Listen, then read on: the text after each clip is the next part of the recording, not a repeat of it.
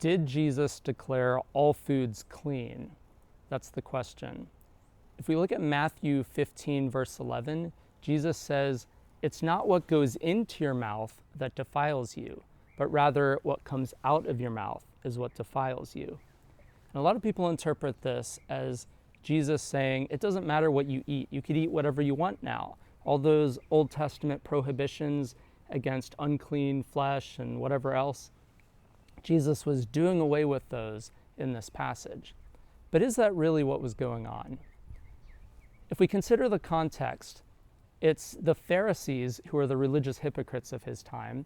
They're accusing Jesus and his disciples of not following the traditions of the elders. And the tradition that's being called into question here is that of washing hands before eating.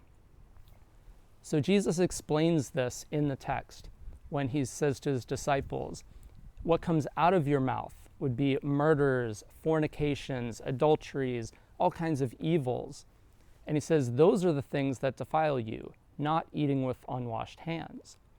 And the point Jesus was making is that we're putting these traditions of man above the more important things, the laws of God, justice, mercy, compassion, love. And that's what the Pharisees were doing. And they were trying to accuse the disciples of not following their own traditions. And Jesus was kind of putting them in their place. If we look at, for instance, Acts 15, verse 29, we find that the disciples were in fact continuing to abide by specific food prohibitions. It says to abstain from blood, from the flesh of strangled animals, and from food offered to idols. So if the disciples were continuing to uphold these food prohibitions that were given by God to the Israelites, then Jesus must not have really declared all foods clean, and we must be misunderstanding that verse.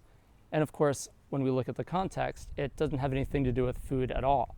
It has to do with this tradition of washing hands before you eat.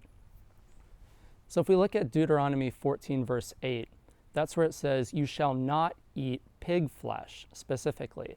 And it's in a list of a whole bunch of things that we should not eat.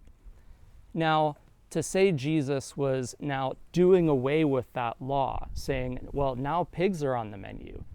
Well, you're completely ignoring the fact that Jesus was not talking about food at all, but rather about washing your hands. And so you're actually being caused to stumble and do worse in God's eyes than if you hadn't misinterpreted that passage at all and were just following the laws of Moses.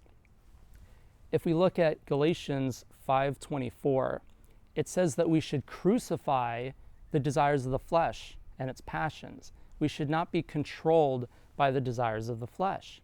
But that's really what's going on when we try to justify eating things that God says are not good to eat, especially the flesh of pigs, the flesh of unclean animals, or really the flesh of any animal.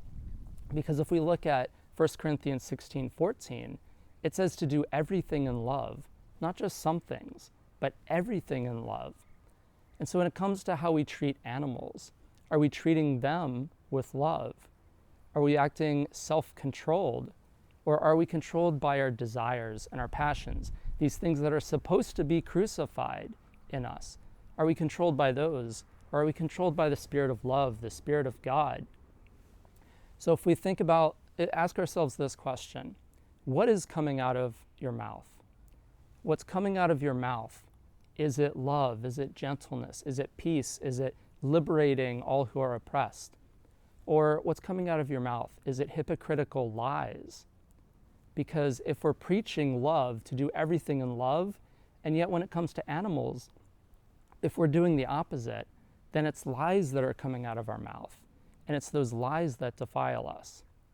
So we want to make sure, be very careful not to use these things that Jesus says about washing hands as an excuse to serve the desires of the flesh. Because in fact, then we're doing the opposite of what God says to do. So no, Jesus was not declaring all foods clean. He was saying, have your heart set on following God. Act from love.